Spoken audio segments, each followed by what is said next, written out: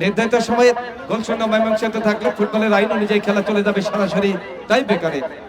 ফুটবলের আইন অনুযায়ী চলে যাবে টাই ব্রেকারে। দূরপাল্লার কিক করেছেন সোহাগী, অসাধারণ দুদাল, অসাধারণ হেড, মধ্যমাঠে বল কানুচেং মারমা, সবচেয়ে লম্বা খেলোয়াড় তিনি কানুচেং মারমা। ডান দিক থেকে আক্রমণে আবার পরিবর্তিত খেলোয়াড় যথারীতি রুকসানা, আবার রুকসানা কি করবেন তিনি শেষ পর্যন্ত রাখতে পারেননি। ও বাংলা একটু কম বলতে পারে। ডান দিকে ঢুকে পড়েছিলেন ডিফেন্স শেষে বোদা দলের পক্ষে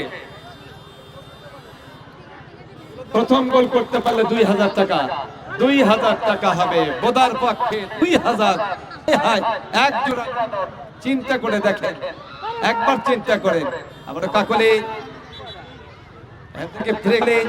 কাকলি চমৎকার কিক করেছেন ডিফেন্ডারের হেড।